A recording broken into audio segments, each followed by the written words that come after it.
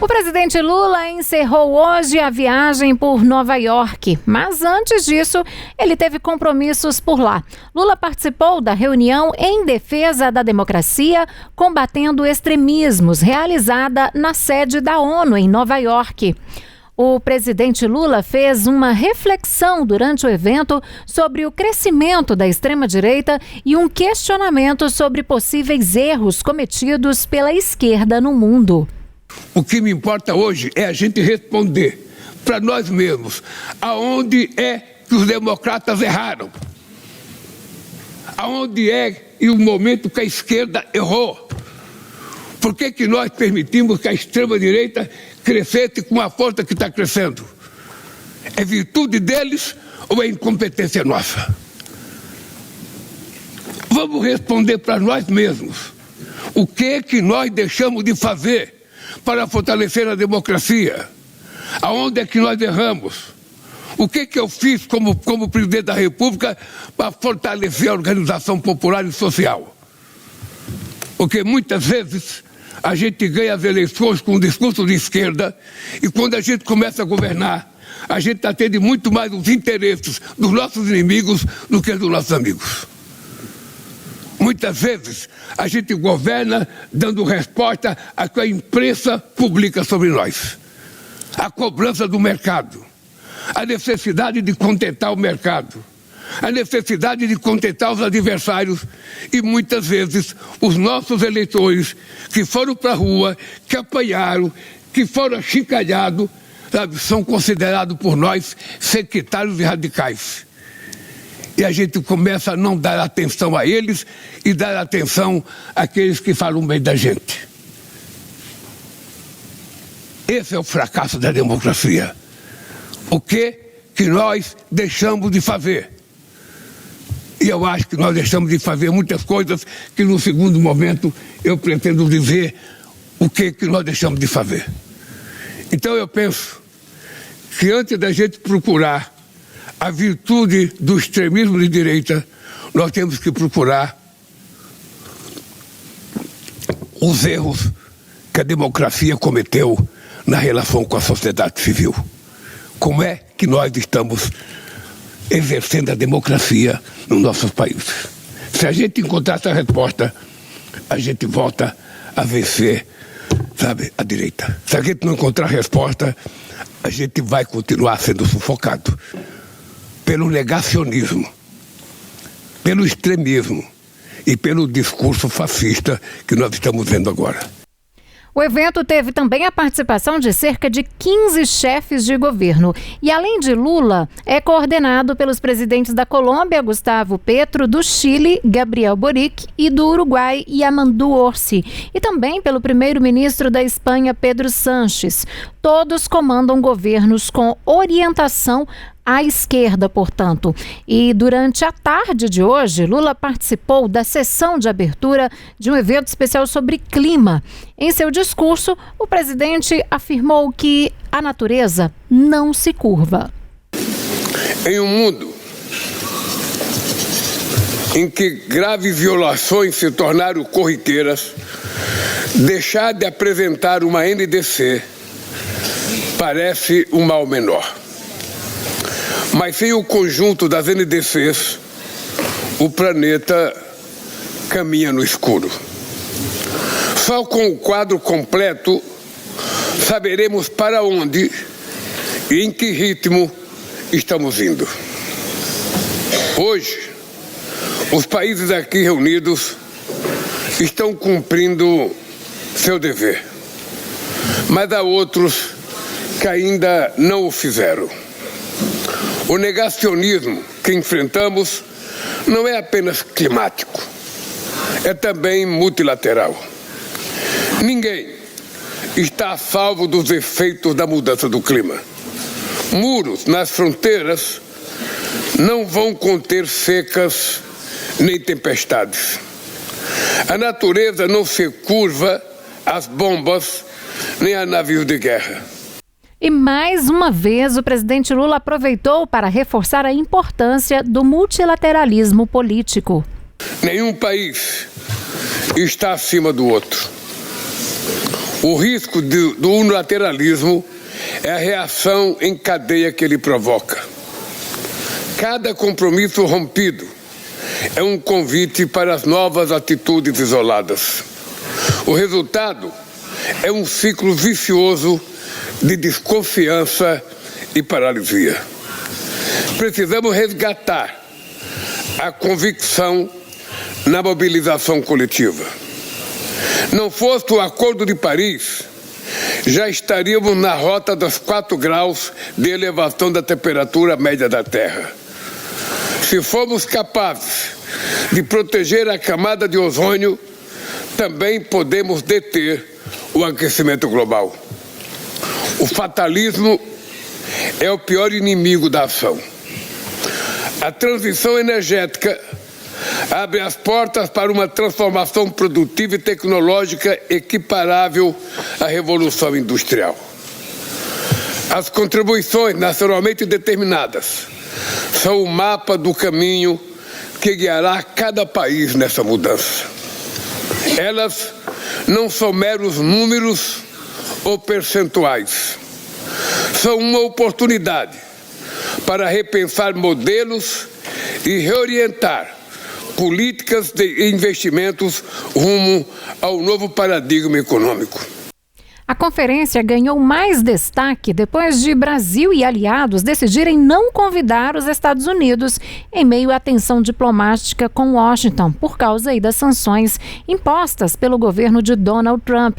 Os americanos não estiveram entre os cerca de 30 convidados por decisão, portanto, dos organizadores, Brasil, Espanha, Uruguai, Colômbia e também Chile. Nações como Alemanha, Canadá, França, México, Noruega, Quênia, Senegal e Timor-Leste estavam também na lista.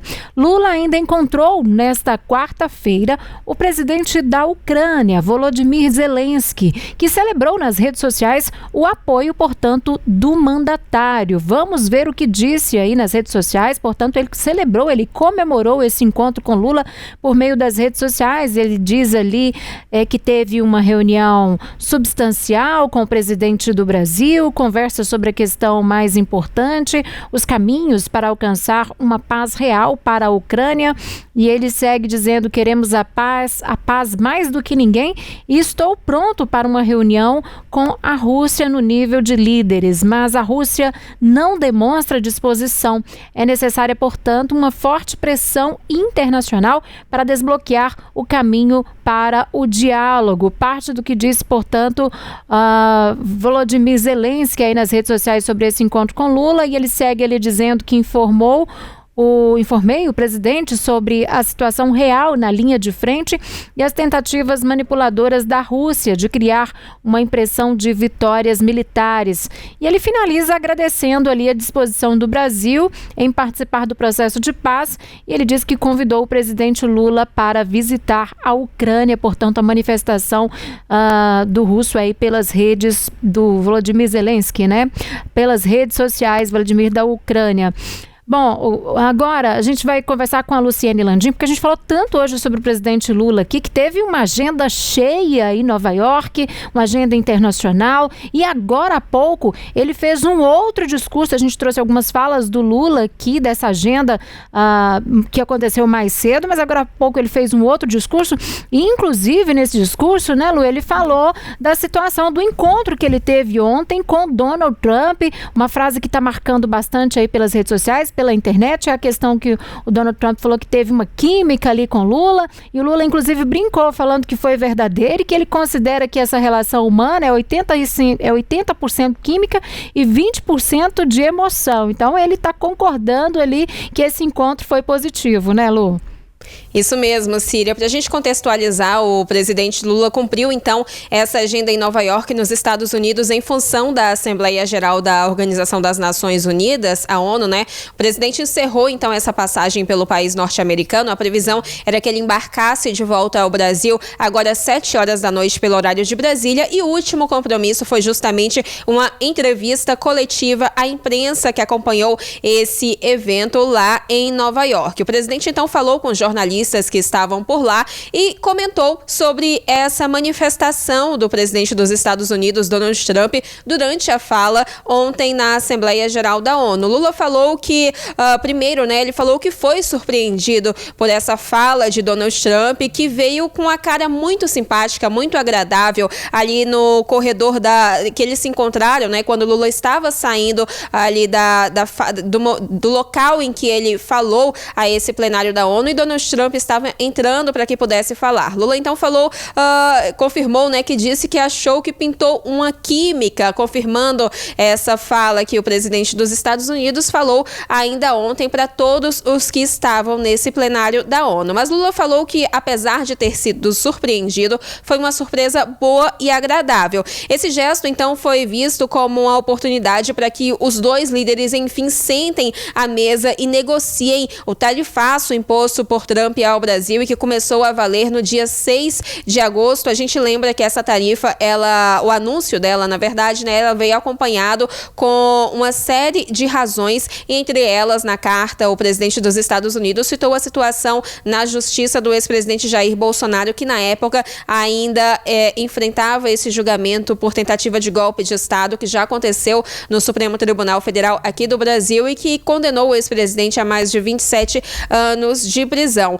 Mas, de acordo com Lula, há uma ressalva de que esse debate ele deve ficar realmente somente a esse campo diplomático e comercial, essa posição que o governo brasileiro já vinha adotando desde que esse impasse foi iniciado ainda no mês de julho, e que o Brasil não vai colocar sobre a mesa o debate sobre a soberania e a democracia. Lula também sinalizou que ele deu ali uma abertura para uma discussão sobre minerais e terras raras. É um assunto que os Estados Unidos têm interesse direto no Brasil, e a gente tem, então, essa sinalização do presidente Lula de que pode abrir uma conversa sobre esse assunto com o governo dos Estados Unidos. O último ponto, Síria, é que Lula não informou como deve ser esse encontro, essa conversa com Donald Trump na próxima semana. A gente teve ontem o ministro das Relações Exteriores, Mauro Vieira, informando que há uma possibilidade maior de que seja por videoconferência ou por telefone, por conta da dificuldade de logística para que os dois se encontrem novamente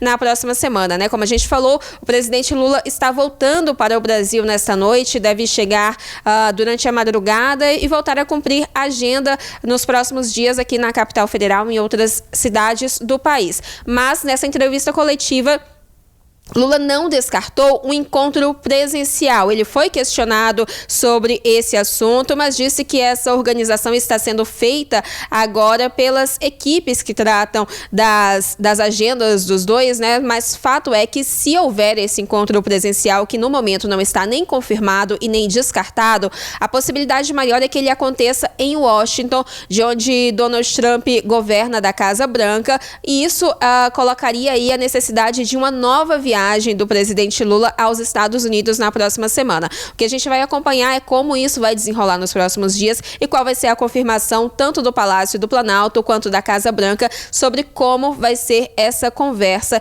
entre Lula e Donald Trump. Mas a gente teve então essa sinalização do presidente brasileiro de uma surpresa boa com essa manifestação do presidente dos Estados Unidos, que a gente precisa relembrar um histórico de uma posição mais fechada para uma negociação com o governo brasileiro depois dessa situação do tarifaço e de toda essa situação na justiça que nunca deixou de ser mencionada pelo governo norte-americano. Síria. Tá certo, Lu. Tá aí, portanto, a manifestação do presidente Lula, né? Ele falou de uma forma positiva em relação a esse rápido encontro com Donald Trump. Nessa coletiva que aconteceu agora há pouco também, ele disse que fez questão de deixar claro ao presidente Trump, né, que eles têm vários assuntos em comum, portanto, de interesses mútuos em jogo para os dois países, que há muitos temas a serem discutidos sobre a necessidade de paz no planeta. Segundo Lula, foi um ponto também que ela aproveitou para falar ali com Donald Trump. E ele ainda reforça nessa fala que ficou muito satisfeito quando ele disse que é possível conversar. E ele continua, né? O presidente Lula, espero que isso aconteça e dentro de alguns dias, como a Luciane Landim trouxe pra gente. Não se sabe como vai ser essa conversa, se por telefone, por videoconferência ou presencial. Então a gente aguarda aí os desdobramentos, o mercado já fica aí na expectativa, principalmente em relação ao tarifaço, né? Será que pode ser aí uma termos aí uma boa notícia? A gente pode virar esse jogo em relação a esse tarifaço imposto aqui ao Brasil? Vamos aguardar.